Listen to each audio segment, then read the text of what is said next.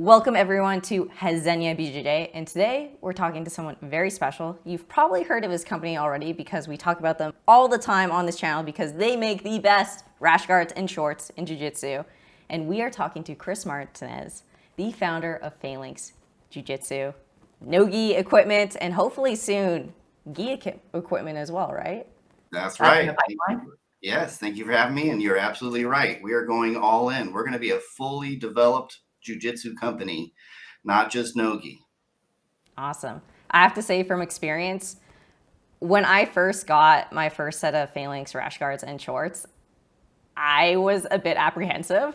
When I first put it on, I was like, whoa, this is like thick. It feels different than everything else like I've worn. I was like, is this going to be breathable?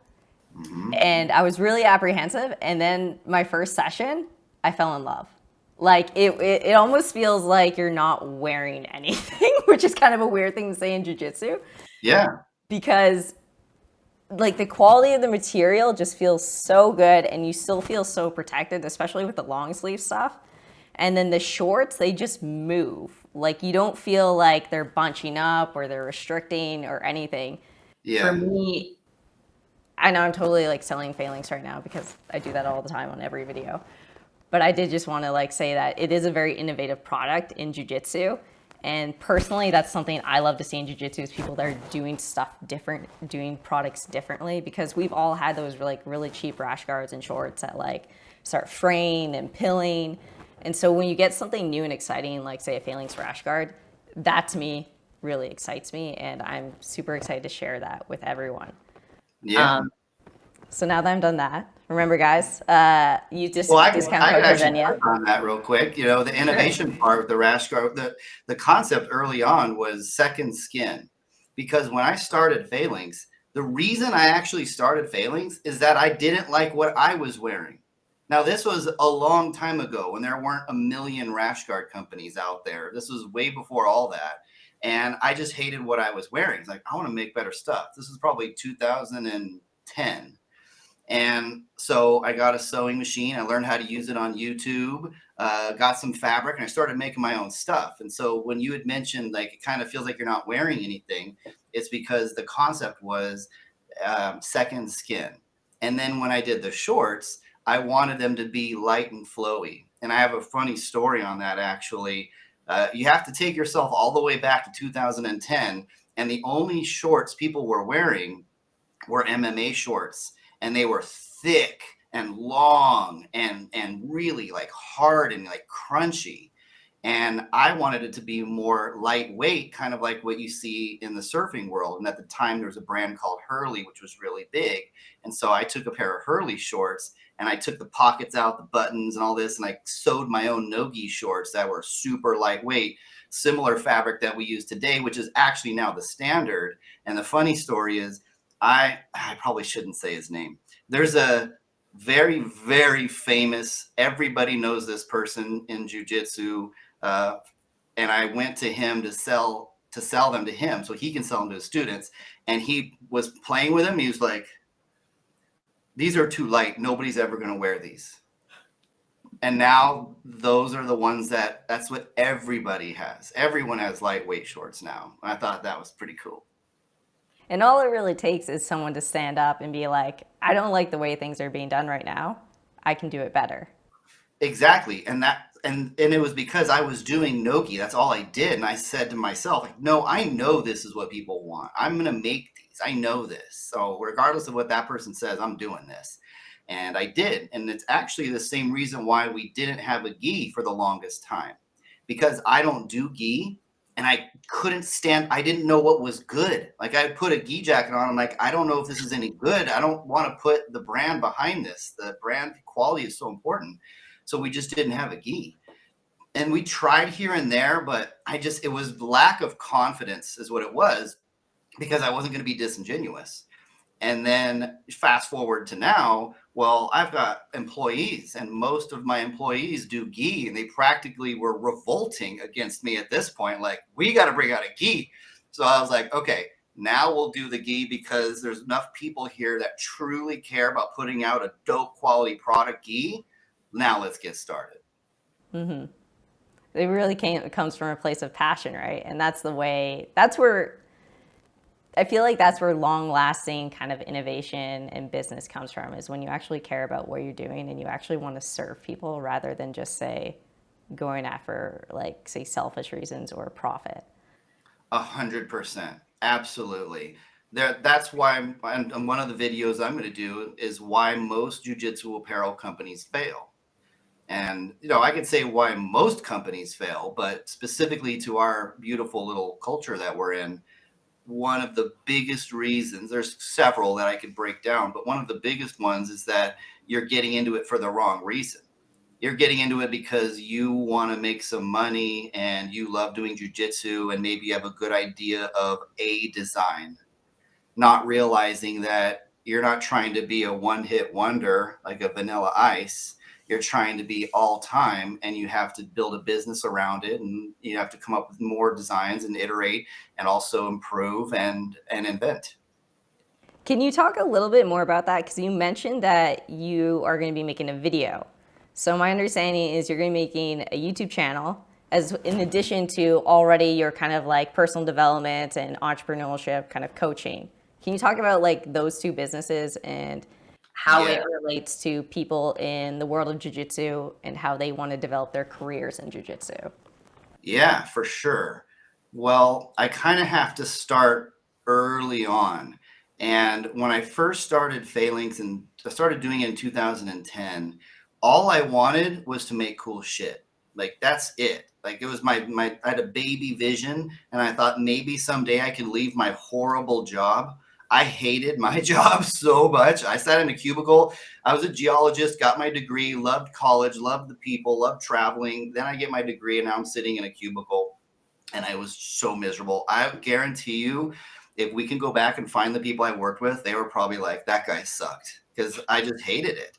But then I thought, I'm going to try something. So I had a couple failed business ideas along the way, four. And then, failing started to work and here it is today. And um, so what happened was I made the company and then I wanted to make cool shit. And then a little while later, I started to get really grateful for the people that were helping me because without my little team, I couldn't do what I'm doing. And then a little while later, now this is across a decade, a little while later, like, well, you know what? I shouldn't just be grateful for my team because the customers, if they stop buying, then I have no team and then I don't have this lifestyle. So then I started getting really genuinely grateful for the customer too. And that's when I fell in love with jujitsu, the culture, the people of jujitsu. And I believe on our Instagram little bio at the top, it says something about the people of jujitsu.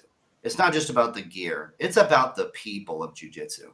And so on this timeline, it's just a timeline of me becoming more and more grateful. And then there's a second timeline and then eventually those two timelines converged. And the second timeline was me doing charitable things. Totally honest, I didn't really do much charitable stuff for a long time. It didn't occur to me. I didn't give to a homeless person. I wasn't anti. It just didn't occur to me. I'm just living in my own head. And then one day on Thanksgiving Day, I've told this story before, but on Thanksgiving Day, my wife and I were traveling to visit the in-laws, and we were at a gas station, and there was a guy sitting in his car, and it was obvious that he was living out of it, and I just felt so bad. He's alone. It's Thanksgiving Day. I don't usually do these things, but I felt compelled to do something for that guy. So connected to that gas station was a fast food joint, and I just went and I thought, I'm gonna go get that guy a combo meal of some kind. But as I was standing there, I started buying more and more things. I'm buying water bottles. I'm buying over here. I'm buying burgers. I started buying more, and I walked out with 2 big bags. I didn't even know fast food places had big bags. I walk out and I go over to his car. I set it down. I'm like setting all the water bottles down. I'm like placing everything. And I didn't record content on this because I'm not very good at that stuff yet, but I just did it. And then he's like, huh, what? Like got all startled. Like, what's going on? And I'm like, hey man, it's Thanksgiving. This is for you. And he looks down at all the food and I could see him like getting teary eyed. And he's like, thank you, thank you, thank you. And I was like, yeah, man, it's all good. I go back in my car. My wife didn't see any of that stuff. I get in my car, and then I just started bawling. I was like crying, like, what is going on here? What is coming out of my eyes? What's this salty discharge? And I realized that giving really feels good. So that's the time, that was the beginning. And then a little while later, I started using the company to do that. And then I gave to, there was a fire in California that just decimated. I gave to that. I started giving things. And I've always kind of given random stuff away to jujitsu people, but that's when I really started to crank up the gas. And I'm actually proud to say that in COVID, 2020, the worst year for any jujitsu company, a lot of companies, but especially jujitsu, because you have to touch people in order to do it. I'm proud to say that Phalanx gave away $10,000 cash, cold hard cash, to one person that we did a whole campaign around. And I got a little private video from them because they didn't want it to go publicly. And it was just the most beautiful thing ever. And so that timeline of giving and the timeline of me being grateful as an entrepreneur, those two converged a few years ago. And I realized that what I'm really truly built to do is to help other people rise up, to give back, to give. That's my thing. And I'm, for the next 30 years of my life, I'm going to focus on that. And I do leverage Phalanx to a degree to give back, but it's not a nonprofit. I mean, it's sometimes I get my people come to me sometimes because I'm giving too much away. Like, you're like, listen, we got to make some money here. And so I decided, well, I can't give the farm away, So I decided to make a coaching business, and I've been doing it on behind the scenes for about a year and a half now. And I've been coaching guys in jujitsu businesses. I have a handful of business gym owners that I've been coaching behind the scenes. That has been very rewarding. And then I started coaching just entrepreneurs in general that are coming up, because I'm at 12 years in now. I know how hard it is in the beginning. I know how much it sucks, that it's a dogfight in the beginning and you don't know what to do. There's so many things you think are important. Not a lot of them aren't, but you don't know what to do, when you should do it. Should I do everything? It's a maze. And the reality is, I've been through that part of the maze. So I could go all the way to the beginning, and I could walk somebody all the way through without hitting any of the dead ends and the walls that I did. And that's what got me to start doing coaching. I realized that I can't just use Phalanx to give back, because at the end of the day, we're an apparel company in the jiu-jitsu world. We're here to make great products, take care of the community, and have a lot of fun. And so the coaching arm that I just started is going to be focused on giving back to the people in early entrepreneurship level, but then also the personal development side. Again, those two timelines that converge, that's all personal development there. And that is when I skyrocketed in success. Now, I say success relatively. You got the Elon Musks, there's lots of levels to this thing. But in my world, in the jiu-jitsu world, I'm doing pretty good. And it's because of the connection of the personal development side and the entrepreneur side. And now it's time for me to wrap that around a company, which I'm going to do YouTube videos on this, and then actually give back to anybody who is in jiu-jitsu, who wants to kind of find a way to monetize the industry that fits them best.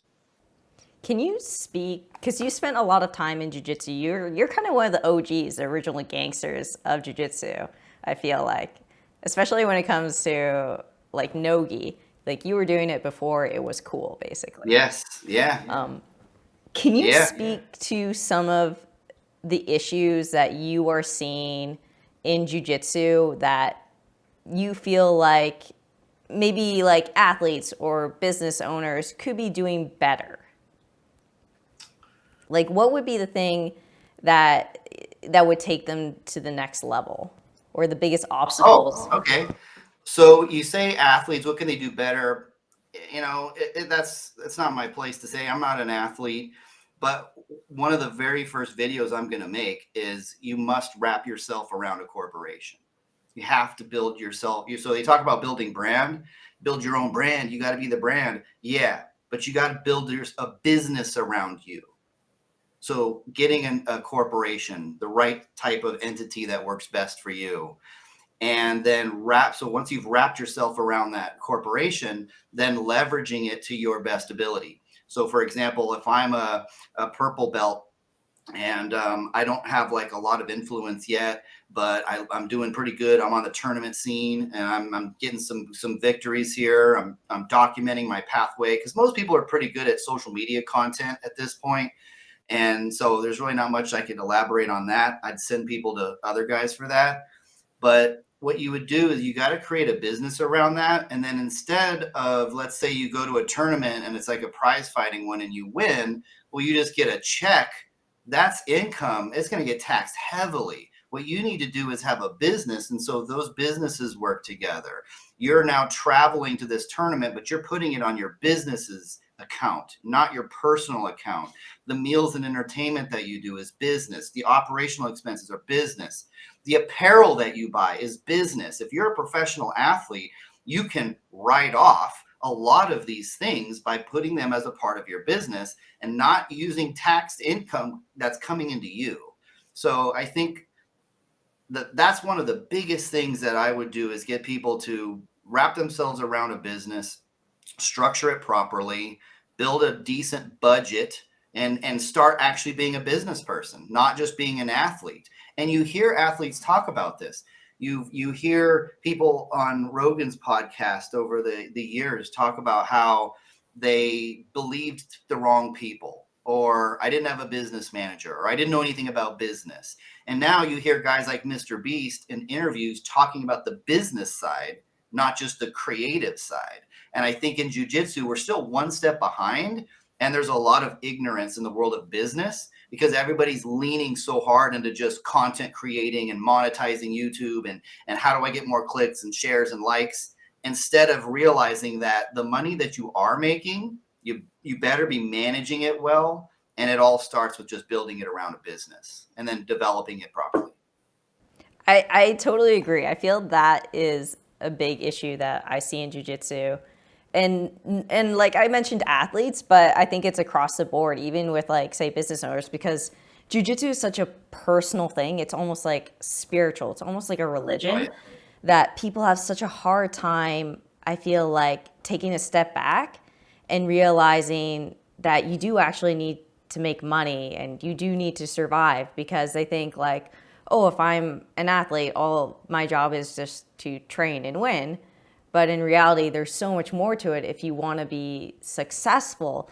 And there is like, very tangible steps, like you said, like getting a corporation, like getting a company credit card, like making sure that you are like doing tax write-offs for the stuff that you can. Like, if you can do a tax write-off for your training, for your apparel, for your travel, like that is the business of jiu-jitsu. It's not just like this personal thing. It's its own separate entity, and you need to treat it like that. Correct. There are three key areas that a aspiring jiu-jitsu professional athlete must focus on and forever improve.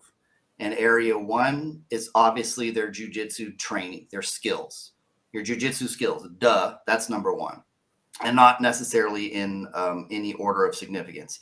One is your skills. Two is your health, your mental and physical health and emotional health. And three is business. You have to dominate those three. If you're going to be at the tippy top of the game, you got to master those three areas. And what I see happening is a disproportionate lean into number one, training.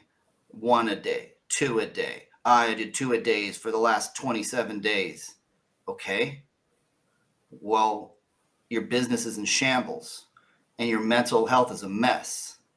Like and I honestly, I learned a lot of this by being an entrepreneur myself, because there were times where I was leaning so hard into business that my personal life was slipping, or my relationship with my wife was slipping, or I hadn't spoken to my best friend in over a year. I'm like, whoa. So I had to realize that there are certain areas of life that I have to always focus on and not lose sight of. And that kind of compartmentalizing, I see that in all things now. And so now within jiu-jitsu, specifically for an athlete, an aspiring professional athlete, or an existing professional athlete, it's if you're not killing it in those 3 areas, then you're not the best version of you. And we're kind of picking on athletes here, but I think this kind of extends to everything. Like I've seen jiu-jitsu gym owners who they're just like, I'm just going to teach. That's all I'm going to do. That's my only job. I'm not going to do sales. I'm not going to do marketing. Someone else can do that. Like I've seen people, like someone will walk into a gym and like often with these gyms, it'll be like, I don't know, like a husband and a wife kind of situation. And maybe only the husband is there. And someone walks into the gym and they're like, hey, I'd like to sign up, or, I'd like to buy a gi. And they go, oh, no, I can't do that. Wife's not here. Oh, like, it's not like my responsibility. When Yes. in reality, it's like, if you are pursuing like a business, whether it is an athlete or teaching jiu-jitsu or an apparel company, and you can speak to this, you kind of need to do a little bit of everything, and you need to let go of the ego and like embrace being humble and being like, I'm going to Google this thing I don't know how to do. I'm going to YouTube that thing and watch a tutorial. I think you yourself, when you started Phalanx, you were actually hand sewing like gi pants, right? Yeah. You're leaning into an area that I love. So the athlete thing, I don't really spend much time over there. Unless they come to me. There are certain athletes that I'm not going to say their names because they haven't said it publicly yet, but I coach them on the side.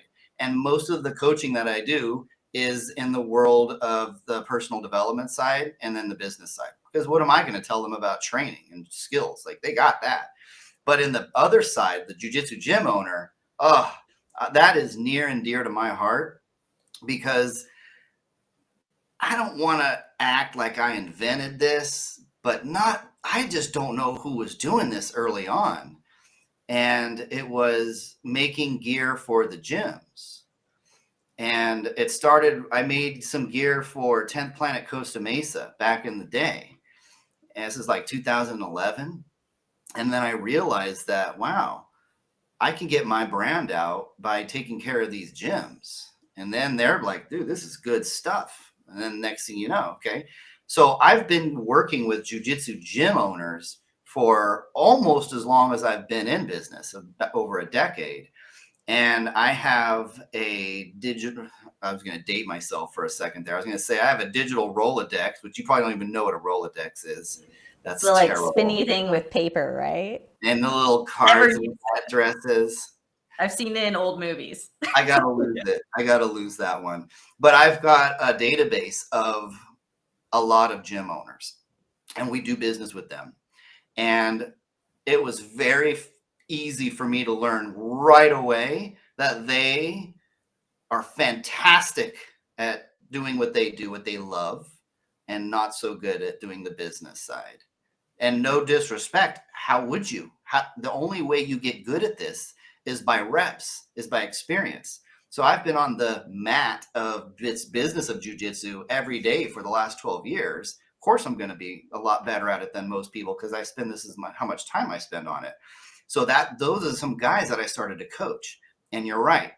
Some of them, they've got egos, they can't get out of the way of their own ego. Some of them, it's a lack of belief in themselves that they think that they can't do this other side of things. And I'm very empathetic to that. I don't have any judgment. And so that's where a lot of my coaching actually started, was by me emailing I have an email list of guys that I email, and it's just business ideas and ways of improving. And I was just kind of basically just sending emails out to gym owners to help them along the way. And now that's kind of turned into a mastermind where I got a couple dedicated people that are really, truly wanting to grow as an owner of a jiu-jitsu gym. And those guys are doing phenomenal. But you're absolutely right. If you're a gym owner, you must be doing apparel in a systematic, seasonal way. Most jiu-jitsu gym owners, they do it on a whim. It'll be summertime and they'll be like, my students are telling me we need to get some tees. Let's go get some tees. They go slap together some tees. They bring it to the gym. They all sell out. They make some money. I don't know what they do with that money, but they make some money. And then it's kind of, that's it until the next impulse occurs, and that's not going to work. You have to kind of treat yourself like a mini apparel brand. You've got seasons. You've got about 90 days to recycle into something new. You can't just order a batch of hoodies and leave it up some poorly displayed mannequin, and then for the next 5 years it just sits there collecting dust in the cave. You can't do that anymore. Like that, you never could, but now you definitely should be doing that. And so I have hundreds of jiu-jitsu gym owners that I've worked with, and it's very clear the ones that are doing terribly and the ones that are doing amazing. And I'm not going to throw anybody under the bus. I won't list any of the terrible ones, but I will tell you one of the amazing ones, and that's Richie Martinez at 10th Planet San Diego. The guy's a natural. He is killing it in apparel. I know because I know how much we're making off him. And then I know how much he's marking things up, so I can do some basic math. I don't know his operating expenses or anything like that, but oh my God. And it's because he's relentless. He keeps pushing it. He really has it figured out. And if you look at any of his Instagram posts, there's a massive lot of students behind him. Yet you can see other gyms and there's just 12 guys behind him. Well, guess what? Richie started with 5 students too. How did he get to having 100 students at a midday class? Well, relentless approach to social media. He's fantastic at that. Getting out there on the tournament scene, leaving it all out, win, lose, or draw, leaving it all on the mat. He definitely does that. And then slinging merchandise. Like he's nailed it. So all jiu-jitsu gym owners at this point, if you're not good at it, you got to find a student or somebody, make a little side deal who is. You got to do it. And I'm seeing more and more of the younger gym owners, because again, I've been in it for a while, but a lot of the younger ones are so cool about it.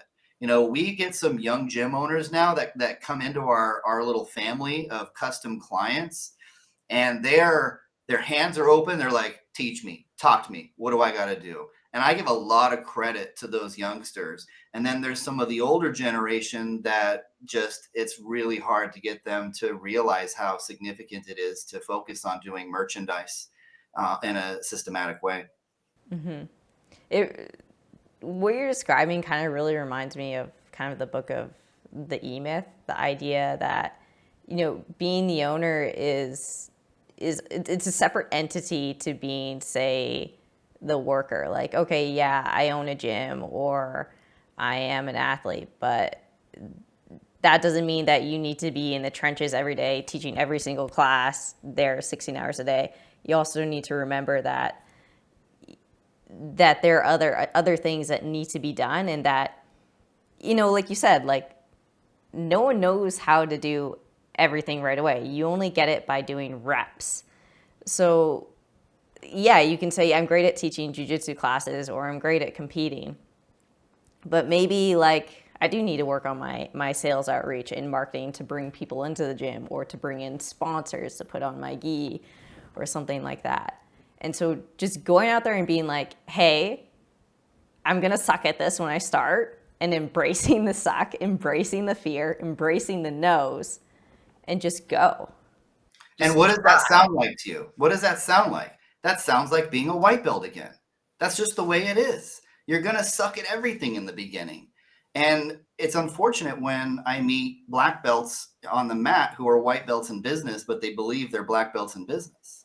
You got to be, and that's why I give a lot of credit to the younger generation. They're much more self-aware of that. And I think it's a beautiful thing. And so I do think that there's a lot more people that are aware. And, if I could shamelessly plug Phalanx for a second there, our custom division, I'm extremely proud of it, because we built the custom Phalanx division for the sole purpose of helping other gyms. It's the timelines I told you about. I'm driven by how can I help? That's my primary question in life. And so the custom program that we created is to help these gyms get on a cyclical pattern. It's to do as much work for them as possible, so that all they got to do is just kind of distribute the product a little bit to their students, and then we're going to do other things for them. We do a lot of the marketing support for them. We create graphics and animations and stuff, and we hand them to them that are optimized for the certain platforms that they can post. We do, in some cases, the inventory. We've done the inventory for some of them as well. And we also set reminders so that after a certain period of time, we'll come to you and be like, how's your inventory? What do you need, any assistance? And then those emails that I mentioned that I do behind the scenes, I'm not a big social media marketing specialist. There's a lot of guys that are better at it than me. But when it comes to a jiu-jitsu gym, I think you have to think a little differently about how you're going to market, because you are a brick and mortar. So by pumping out some Facebook ad, some guy in Sitka, Alaska sees it, like, that doesn't do you any good. He's not going to get to your gym. As a gym, you have a bubble that you're marketing to because you're trying to get students.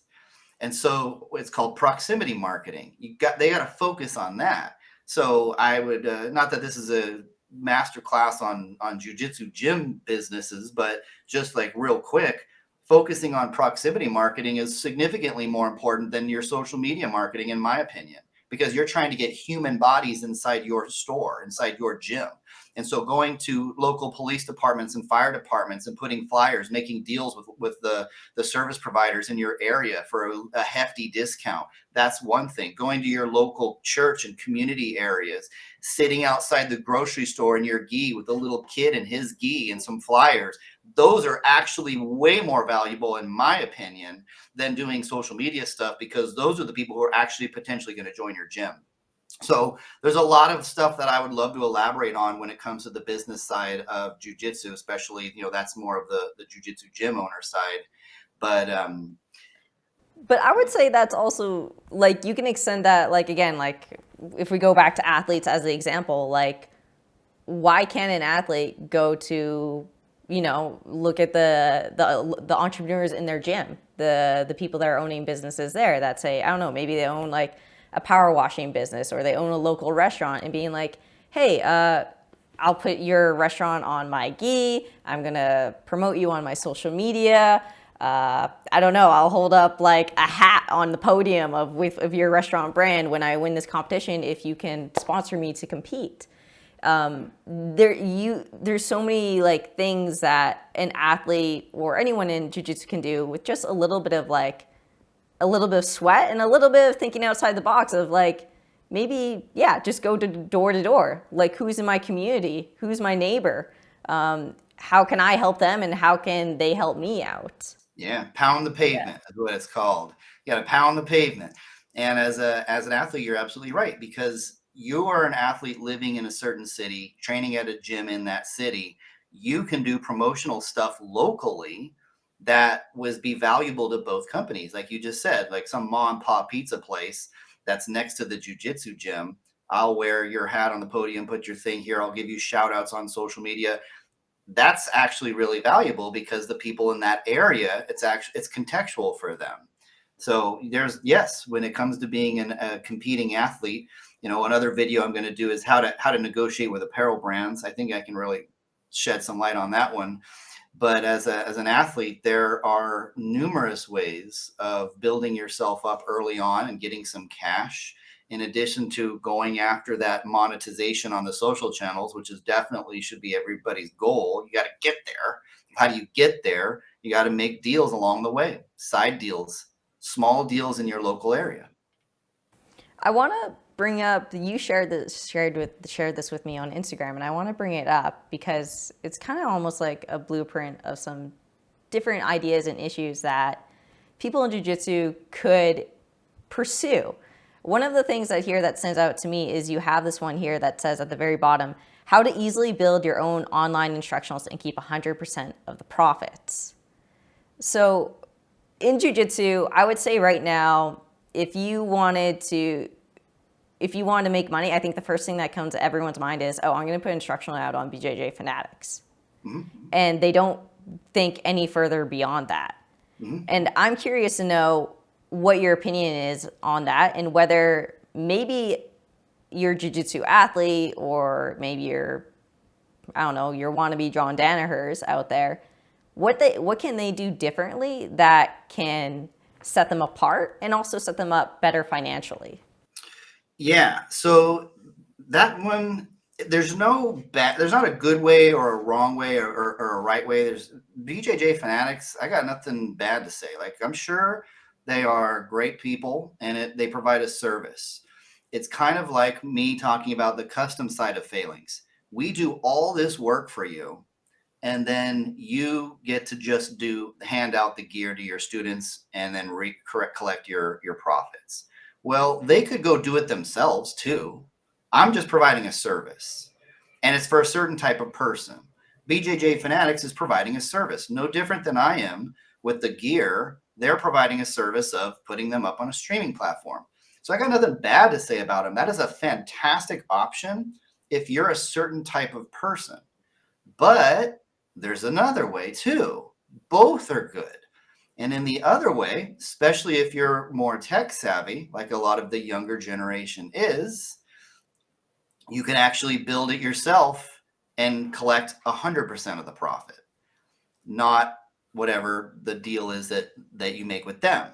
And so I thought, and I was going to put this up behind a paywall, but honestly, I think I'm just going to do these things on YouTube for free. I'm just going to pump it all out there. And so I'm not going to get into the business of BJJ Fanatics and what they take and what their deals are or anything like that. Like I said, I'm not here to throw them under the bus. I'm here to illuminate that there are just more options out there. And that tech savvy person can and should, by the way, I'm assuming that person has already done the thing that I said at the beginning of this video, which is to wrap themselves around a corporation. So I'm assuming you've already done that key piece. That's the most important part.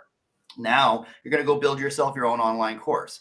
You've got Teachable, you've got Kajabi, you've got Samcart. These apps, they want you to use their platforms, so they make them ridiculously easy now. And so you can just sign up for one of those, let's say Teachable. And I have nothing to do with any of these apps, so I don't have a favorite or anything. You go up on Teachable, you create your own online course. You film. I noticed that one of the companies that's out there, they just have one front facing camera. Like, well, everybody has that. It's called our phone. And so you could do your own filming, very brief editing, put it up on a Teachable.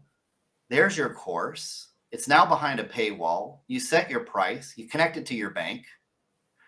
You now go promote it on social media, which most people are getting better and better at that anyway. I mentioned how great Richie is at it. Okay, so now you've done that, but behind that, you've got your own platform now. You've got your own course, and now there you go. So now I don't know if BJJ Fanatics is marketing for you. I mean, I don't know if they have a large catalog, so I don't know if the bottom tier people are getting any marketing exposure, but if they are, then that's something that's valuable. So you have to do your own marketing over here. So it's kind of like a toss-up. More of my time invested up front, but I keep 100% of the profits forever. Less of my time invested up front, and BJJ Fanatics or the other companies just do all the work for me, and I get some side cash, which is also great. That's where it comes down to the internal person. What do you want to do? How savvy are you? How much time do you want to invest? I tend to be more of a long-term thinker, so I tend to protect myself into what about long-term? Do I want to invest a little bit more time right now? Well, if I invest more time right now to put this thing together and I learn how to do a little bit of editing over here, which you can YouTube anything at this point. I've built my companies, all of them, off of YouTube videoing, and then also having the great fortune of having some mentors here and there. And so I believe for a certain type of person, investing your time into one of those apps, like I say, Teachable or whatever, learning briefly about it, YouTube, show me, help me, give me a deep dive on Kajabi, give me a deep dive on Teachable. Okay, got that. Great. Now I know how to use that. All right, what next? Oh, I'm going to go film. I got this great idea. I actually happen to know a guy who's incredible at Kimuras. Like, it's his thing. That guy should have a video. He should have a whole series on it. He went to the Nogi, IBJJF Nogi World and Kimura'd everybody. He's a black belt. Kimura'd everybody all the way to the top. And then also did the open weight and Kimura that guy. It's like 5 straight Kimuras in a row. That guy should be doing a video. And I would do a video myself. I'd edit it myself. And then I'd go on Kajabi or Teachable and I'd put it up. And then there you go. It's literally that easy. and then the money gets put into a little holding, then they deposit into your account, they take a little bit of a fee, everybody does, and now you've got that money coming in. Way more money. Unless those apps are doing significant marketing for you, then you're going to be making way more money. And then down the line, it's an incredible amount of money when you look like 3 years down the line, you add it all up. But again, I want to say this so it doesn't sound like I'm just trying to trash these guys, because I have respect for all businesses, and I'm in the service business too, so I get it. It just depends on the type of person that you are. Some people do not want to spend any time doing that, and they are okay with, hey, over the next 3 years, I'm going to make $30,000 instead of $200,000, and I'm fine with that because I just don't want to do the work. That's who people should use service companies. That's who should use BJJ Fanatics. Those are the gyms that should use us to do your gear. But if you really want to figure it out on your own, you could do all of that by yourself. And I have a lot of love for the jiu-jitsu athlete, because I know how hard it is to be an entrepreneur in general. And to be an entrepreneur in the jiu-jitsu ecosystem is even harder, because we have a small little family. And then to be a professional athlete, that is tough. That is tough. So I feel compelled to put out courses and videos to help certain type of jiu-jitsu professional build their own business around themselves, build their own courses, and keep more money. And then downstream from that, do videos on help with certain tax issues as well, and financial management. Yeah. I think the major roadblock for anyone who's looking to make money in jiu-jitsu is that maybe they don't know the possibilities. I gave the example of BJJ Fanatics because I think so many people think that is the be all and end all, and that's the only direction you can take. That's the only option. But you're totally right, is that we live in this day and age where there's so many options to do like anything you want, really. And to be honest, if you want to make money in jiu-jitsu and like you want to sell instructionals or start a gym or do whatever you want, make an apparel company, you don't need to be an ADCC world champion. You just need to come up with an idea or a product or solve a problem that hasn't been solved yet. Do something that you wish someone else had done already. And even I can think of tangible examples already. When you're speaking, that came to mind. Like my own professor, he has his own Teachable accounts, and he will record class lessons, and he will do a little write-up of each class lesson, and he will give references to say, Gordon Ryan did this variation, and John Danaher explained it in this instructional. If you want to know more, go check it out. Or BJJ mental models, which I don't know if you know about, but they've rejected video jiu-jitsu instructionals. They've kind of totally rejected it. And all they do is they talk about jiu-jitsu in podcast format, in audio. And so they will do these deep dive discussions into techniques and positions, but all in an audio format because there was no one else doing it. And, I think the owner is actually, one of the founders is actually my professor. We have super long commutes here in Vancouver, and so you're stuck in a car all the time. And you can't watch a jiu-jitsu instructional when you're driving, but you can listen to a podcast, right? So there's all these really different ideas and options that are out there. And jiu-jitsu is such a young sport and such a young industry that there's so many opportunities that people aren't doing yet. I even look at, we had Lachlan Giles on, and we did an interview with him about sub-meta. And he's doing his own website instructional course. He still sells stuff on BJJ Fanatics, but what he's doing on sub-meta is totally different to what is available on other sort of subscription jiu-jitsu websites. And Lachlan's great at jiu-jitsu. He's got a bronze medal at ADCC, but he's not got Gordon Ryan accolades. He hasn't won IBJJF Worlds 10 times in a row like Buchecha. But he's still doing very well financially, I think, and he's having a huge impact on the community of jiu-jitsu. And so I like to think that with a little bit of education, a little bit of exposure to different ideas, that people can, come up with different solutions and maybe not just go the cookie cutter route. Yeah, yeah. Yeah. Nowadays, more than ever. I did a poll on my Instagram asking, here are all the different revenue streams in the jiu-jitsu industry. Am I missing anything? Revenue streams meaning here are all the ways you can make money in the world of jiu-jitsu. Did I miss anything? And I put a lot of thought into it. And I missed two. It was ridiculous. The first one I missed was a freaking apparel company. Like, I didn't put merchandise in there. I was like, what the hell? I had so many people DM me going, merch, duh. Okay. But the second one was content creation. Not just the act of creating content. I don't mean a digital product like an instructional or things that are behind a paywall. Just the act of creating content. Shout out to my homeboy Brandon McCaffrin. Here's a guy that's not a jiu-jitsu gold medalist numerous times over like a Gordon Ryan. Here's a guy that's not in a hotbed of jiu-jitsu like LA. He's in the, ass backwards part of Alabama. Here's a guy that is absolutely fucking killing it on social media and has monetized and is doing amazing. I'm so proud of him. And he is an outstanding contributor to our beloved art. And it's entirely from a guy that I could be wrong, Brandon. I apologize.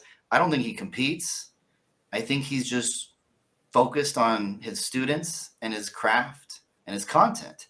So that's a way you can make a lot of money if you've got the talent for it. And, if you see his stuff, you can do really well there, really well. That's outside of being an athlete. I don't think he would consider himself a jiu-jitsu athlete. And so it's easy to look at a Gordon Ryan and go, yeah, I want that. Just like it's easy to look at a Zuckerberg or a Musk. Like that is, or a LeBron James. Like those are the people who are going to get the greatest amount of attention because they are these super freaks that are they just have what it takes. But what about the rest of us? People have to stop looking at people like that thinking, I want to get there. The Conor McGregors, the Gordon, you're not going to, but you can dominate in your own way, like Brandon is dominating in his. And I think that now is the best time than ever for jiu-jitsu. Everybody, it's the best time. Because I remember 10 years ago when no-gi was an afterthought. Eddie Bravo, 10th Planet, had 30 some odd gyms across the globe. Now I can't even imagine how many he has. This is before the Freak Brothers. This is before Rogan's podcast. This is before all that stuff. It was slim pickings. Now you want to create a company, you can YouTube the hell out of it to find out what you need to know. You can go on Alibaba if you want to buy some products. You can find some company in Pakistan that says, hey, copy Phalanx. I like their stuff. Cool. Put my logo on it. Hey, here's a pair of Phalanx shorts. I'm going to ship them to you. You copy these. That's happened over and over again. And that's just the name of the game. So now more than ever, you could make a lot of money in jiu-jitsu relatively. Again, let's be realistic here. We're not talking $200 million companies here. People have to be realistic. But you can have a legit, I'll just speak on my own behalf. How about that? You can have a legit, beautiful life where you live every day. I live every day doing whatever I want, whenever I want. I command every moment of my time, and I am free. And I do what I love. That you can definitely achieve inside our beautiful ecosystem. Mm-hmm. No, it's definitely possible, and I think what it really comes down to is really being open to the possibilities, not just accepting like the path that's laid out in front. Whatever path, whatever kind of like career you want to pursue or idea you want to pursue, it's being open, taking a little bit from other people. And again, I always come back to this, like going before you're ready. Don't be scared to like make mistakes. Like get the reps in, like you said. That's the only way to do it. And build your own kind of unique path. You know, we just did an interview with Kendall Rusing, who has created a really interesting niche in the jiu-jitsu world. She's kind of like created this little bit of empire where kind of everywhere you look, there's kind of like Kendall Rusing. She's on BJJ Fanatics. She's got her own course, coaching course about becoming professional athletes. She's a commentator on a billion different events. She's now got a podcast. She does her own merchandise. And it's funny, when I was talking to her, one of the things that really just stuck in my mind is she said she's had this major knee injury and she hasn't been able to go do jiu-jitsu at all. She hasn't been able to train, which is kind of the heart of like her career and passion and love, is being a jiu-jitsu athlete. And she said, even though I haven't been on the mats, this has been the most lucrative time of my career. And it's all because she decided to take a different path and innovate and pursue the change in the world that she wanted to see, the change she wanted to see in the jiu-jitsu community. Yeah, she diversified, and you have to do that. You don't have to do that if you're the tippy top. Gordon Ryan, he could just hang out, train, and go dominate the highest level events and collect checks and followers and interviews. He could do that. But as you go down that ladder, the more diversified you are within our ecosystem, the more successful you'll be. And it's funny you mentioned that about her injury. I posted in my I have a Discord for my private entrepreneur group. I call it the Eagle Group, and these are entrepreneurs only who come in there, and we're all working together and helping them rise up. And I posed a question in there and it says, "Can you leave your business for 2 weeks straight and come back and there are no fires to put out and more money in the bank?" And if you can't, if you can't answer those, if you have fires to put out and you don't have more money in the bank, then you're not an owner yet. We'll get you there. But as you'd mentioned with her, she has diversified enough that she's still making some money on digital products. Maybe there's some content money coming in over here that she could be injured and still keep that going. And so I do think that if you are a jiu-jitsu athlete, you should be focusing on a lot of areas, a lot of revenue streams, so that if anyone gets chopped off, you're not in trouble. And I learned that lesson a long time ago with Phalanx Customs, because at one point in time, Gracie Academy was my biggest client. And I looked at all the clients I had and I was like, man, if they leave, they're like 60% of the custom division's income. If they leave, this thing is not gonna, that's like a kill shot. I had to expand, and eventually they did, as all clients do. And so if I invested everything into that one client, I would have been in trouble. If you as an athlete are investing everything you have into one area of one revenue stream within your business, it's the whole all eggs in one basket scenario. She's obviously not doing that, so she's protected. And she seems like a lovely person too. So that also helps with her content creation. I've had a little bit of interaction with her before. Mm-hmm. It's kind of interesting that you mentioned that about, can you leave your business away for 2 weeks? And I think a really good maybe bar to set would be like, when you're asleep, can your business continue to grow? Yeah. If you're asleep and your business just like stops, it freezes. Yeah. There's an issue. Mm-hmm. So the goal should be, can we get this thing to keep going while I'm not there? And then can we get it to keep growing while I'm not there? It's one of the hardest things, especially if you have like a labor job. And it's the scariest thing. My wife at one point was a hairstylist for 15 years, and she was in La Jolla, this fancy area in San Diego. She had her own salon there. She was killing it. But behind all that, she was also the top stylist at that luxury salon. And if she went down, what's going to happen? Same with pretty much any contractor. If you're moving your hands to make money, and if your hands stop moving and the money stops, that's a vulnerability. a big one. And some people, it's hard to get out of that. Like I'm empathetic to this because inside jiu-jitsu, you meet everybody, right? You got the plumber, the lawyer, the dentist, the pizza delivery guy. We're all grappling on the same mat. And when they find out that I'm who I am, well, they always like to ask questions about business stuff. And the biggest fear, the most common fear is they feel like they're on this hamster wheel and I just can't stop running or the money stops. But that's kind of coming back to what we've been talking about this whole time is, well, we live in a world now where you can diversify. The content, that post that I had mentioned about all these different ways of making money. You can do content creation. You can do instructionals. You can go after prize fighting.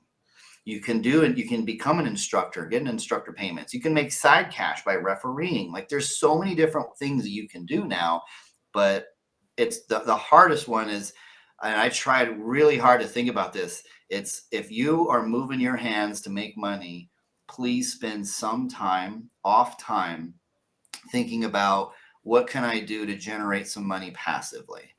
I'll help you wrap it around a business. I'll help you develop that. I'll help you set your finances and your operations and all of that stuff and the best way to lead a team. Like I got all of that down pretty good. But at the end of the day, the person has to come up with what is it that they want to do to generate that passive income. And I try so hard to express that to anybody that I meet that's willing to listen. If you're moving your hands to make money and those hands stop moving and your money stops, please spend time thinking about other ways that you can make money because COVID exposed that, right? Kind of like sidetracking a little bit, but I mentioned the jiu-jitsu client division that we have, the B2B arm of Phalanx. And I lost some gyms during COVID and it was so sad.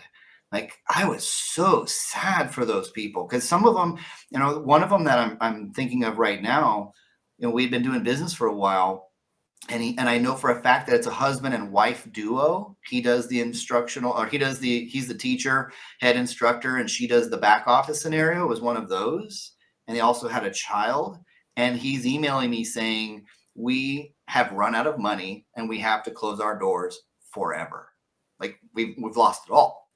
Everything. They've lost everything. I hate that. I hate that so much. And I felt so bad for them. And I just was like, how do I help these people? And at the end of the day, you have to help yourself. But I could share knowledge. I could do that. And I can urge people to be, and I do this in my Eagle Group mastermind, is financial mastery is a must.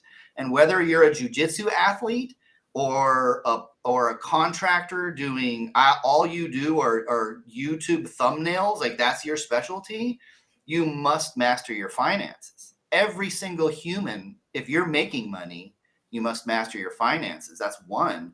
But in that specific instance of that husband and wife duo, maybe they could have had more of a savings, and maybe they could have driven more apparel and stuff that and then kept the membership money going.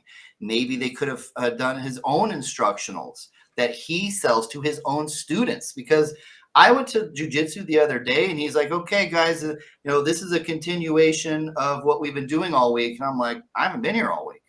It would be great if I could go somewhere and see what led up to this all week, because I'm here right now. Those are little things that you can do as a gym owner and put it behind a cheap paywall, put it behind something. And they want to support you. Your students want to support you. Nobody wants your gym to close. I've said this so many times. The gym is the most precious, but also the most fragile part of our entire industry. Because if the gyms collapse, there is no Phalanx. There's no brand if there's no gym. There's no Gordon Ryan if there's no gym. There's no IBJJF. There's no Fight to Win. There's literally nothing without the jiu-jitsu gyms.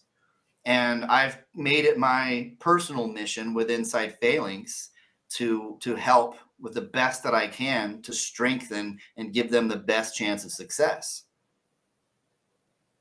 No, I think that's a really important point to put out, that the health of the jiu-jitsu gym is the health of the industry as a whole.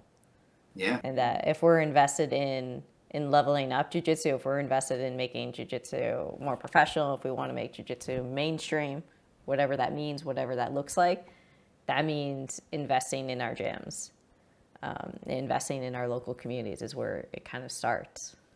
Yeah. Absolutely. And Yeah. investing in your local community and giving back to your students and being really good with business. Like you can't just look at it as, and this, this is actually the big problem with jujitsu gym owners is that, and no fault of theirs, you don't get a Harvard MBA and then go start a jujitsu gym. You start a jujitsu gym because you fucking love it and you want to share that knowledge. And you want to give back. You want to see people learn this beautiful art that you've become a black belt, a master in. But behind that is an actual business. And you have to take that part seriously. You have to. It's everything. Or you become the two cautionary tales that I tell, one being the husband and wife duo with a child who literally lost everything during COVID. And then the other cautionary tale that I tell is I know of a red belt who has very few students, but 15 years ago, he had the biggest gym in that city. Not good. Yeah, no, it's, if I could sum up kind of this conversation in kind of like tangible steps that anyone that is in jiu-jitsu is looking to kind of make money out of it or turn it into a career, I think like the first one you said at the beginning was get incorporated. I don't know what the process is for you guys in the States, but here in British Columbia and Vancouver, it's pretty easy. It's like about $300. You have to wait a few weeks. It's an online application. And then that opens up a whole new world for you and your business and your potential growth. So it's like, yeah, $300 kind of sucks, but it's worth it in the long term. So that would be one step that would be taking it, that I would take it. I think the next kind of tangible step from this conversation, it would be looking at what can you do differently? What can you like diversify with? So is that, say, doing teachables, which again, it's not that big of a deal. You can charge, say, your students like an extra $10 as my professor does.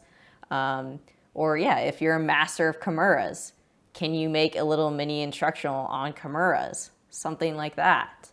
Or maybe you are an expert in one sort of area of, say, I don't know, getting sponsorships. Like if you're one of the few athletes who actually knows how to get like a bunch of like sponsorship patches on their gi, maybe make like a course, like make a blog behind a paywall and then like, yeah, charge like $10 or $20 and like share that with the community. Is there anything you can add to that? Well, get incorporated, definitely. That's an obvious one. Diversify your revenue streams, yes. And then get mentorship, get coaching. Doesn't have to be me, but find someone who resonates with you and pay them to help you. Because again, to go back to jujitsu, what are you doing when you go to a jujitsu gym as a white belt, blue, purple, what are you doing? You're paying somebody to teach you how to do jujitsu because they know how to do jujitsu and you don't. So take off that black belt, find yourself a coach, put on your white belt and say, teach me how to be a businessman. Teach me how to be a businesswoman. That's the part that I would say is behind all of the other stuff. The incorporated part, I can help people in the United States with that one. There's numerous apps out there. You got Zen Business, you got CorpNet, you got LegalZoom. I have my preferences, but you do that. And then understand what you're doing. Are you an LLC? Well, be careful, because if you're an LLC and you're a single member LLC, the IRS is going to see that as a sole proprietorship basically during tax time because you're a single member. That happens to be the most audited entity there is. So like you want to be savvy with this, and by the way, legal disclaimer, I'm not a professional in any of that stuff. Don't take my advice. This is entertainment purposes only type stuff. Don't sue me, but get smart. or find a coach who knows this shit and then pay that person to help you through that maze. Just as you would never try to learn jujitsu from just YouTube videos, or worse, just getting your friend who doesn't know jujitsu either and buying a mat and then just trying to figure it out. Why would you do that when you can go pay somebody, leverage a jujitsu gym to bring you up there faster, leverage a coach to bring you up there faster? So incorporated, definitely diversify your revenue streams and get mentorship. That's not the end though.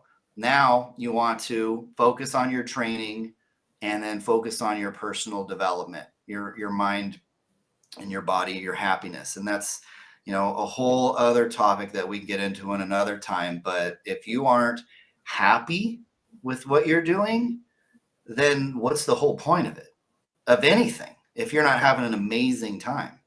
I love what I do so much.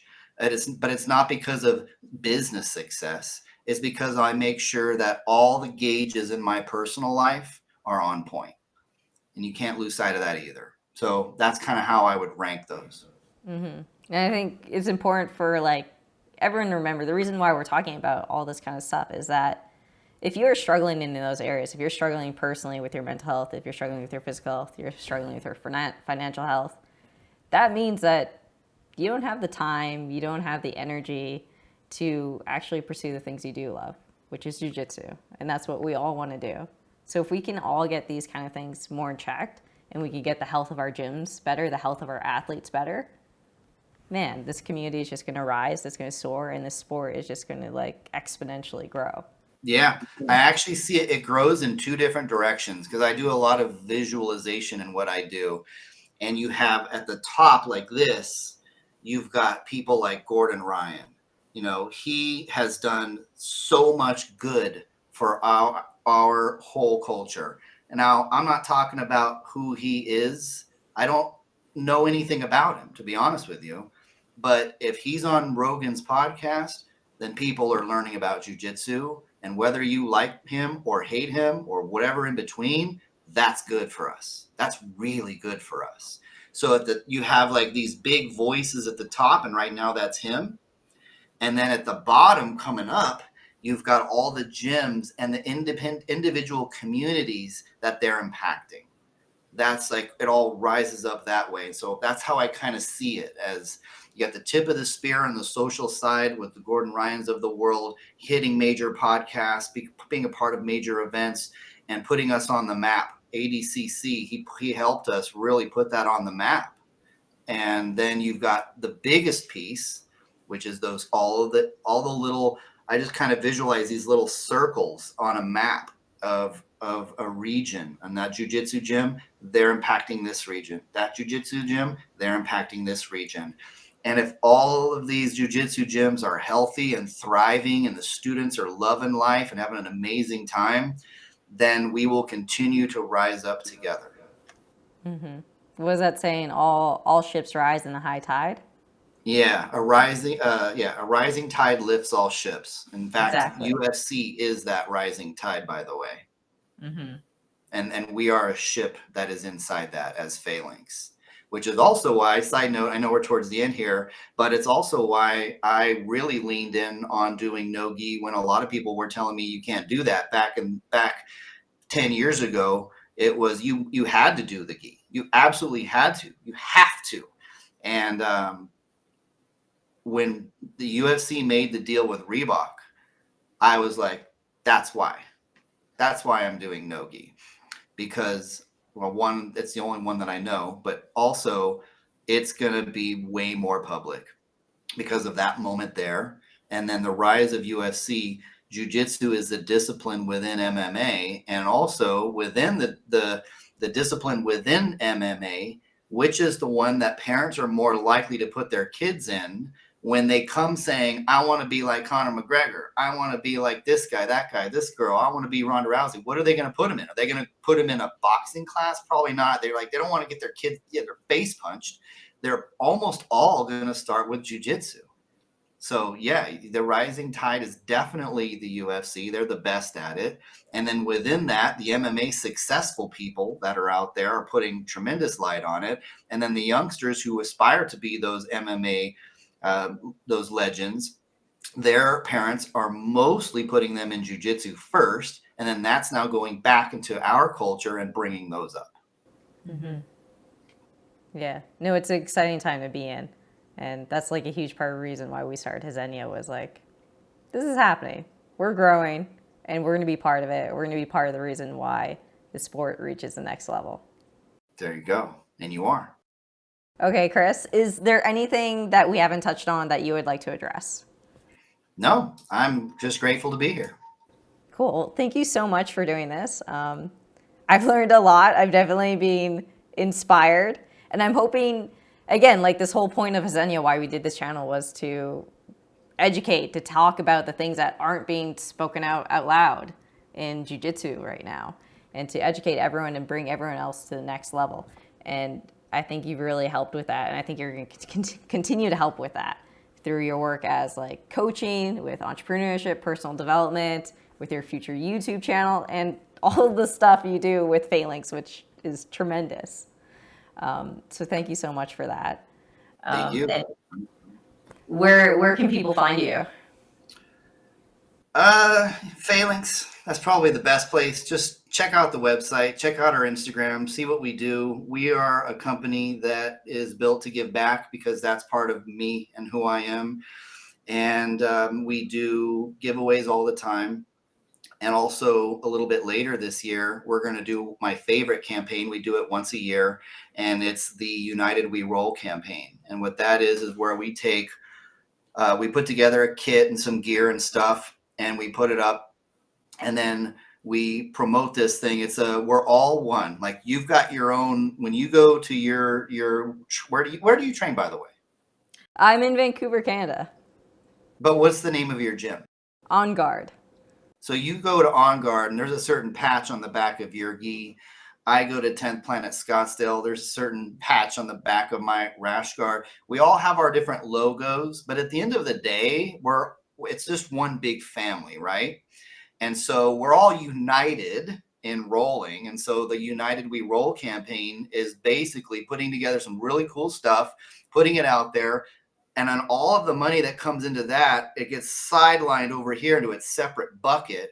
And then when it's all said and done, I take the profits from that thing and I pump it right back into the culture. I take 50% of those profits and I find some random gym that's out there and I go boom and I just throw it down on them and try my best to make a big impact in that gym. And then I take the other 50% of those profits and I give it back to the gyms that are in our custom division family, the people who are loyal to us that we've been supporting over all these years.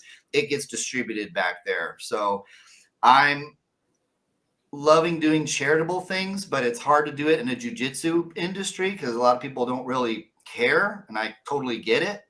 But that's what I love about the United We Roll thing, because it literally helps everybody. And then within the campaign, there's a form that people fill out to nominate their gym. So, I go and I read all these and I hear these amazing stories. And sometimes it's really hard to pick. And so last year, I have no affiliation with them. Like, I don't know these people. I just read the stories. And last year it was a gym in Texas called RDA, Fitness and Martial Arts. And the story was so incredible. And they're the ones we picked. And so, we impacted that gym. And so every single year in the middle of the year, we do our United We Roll campaign, and we take all that money and we throw it right back into the community. And it's seriously it's one of my two favorite things that I do in Phalanx is the United We Roll campaign, and then also giving away my Secret Santa giveaway stuff that I do at the end of the year. Those are my favorite things to do. And since we're coming up on United We Roll, it would be amazing to get people to support that, buy the gear, throw down in the form what it is that makes your gym unique, what you love about them. Shout out to them. I'll put all the reviews together, and then I pick somebody and then take care of them. And hopefully we can make a little bit of an impact. And if I do this for the next 20, 30 years, that's 20, 30 gyms that we've impacted, and maybe that'll help. Oh, it's definitely helping. I'm going to leave some links in the description and in the comments. I think last year you guys made a post on the results of United Reroll. So I'm going to leave a link to that so everyone can check it out and see that, when you support companies like Phalanx, like it gives back and it actually does something good for the world. It's not just going into a black hole somewhere. And I don't feel like I'm better than anybody else. There's brands out there that are making fat money and they're keeping the profits and having fun. Like, that's cool too. Like, do whatever you want to do. I just happen to be built to give back, and so that's why we do it. But I don't walk around thinking that we're better than anybody because of that. It's just what resonates with you. If that feels cool to you, if you're like, I like to be a part of something that does more than just that, then we're the company for you. Mm-hmm. Awesome. Well, thank you so much, Chris. Thank you. Yeah, we'll see you next time for part 2.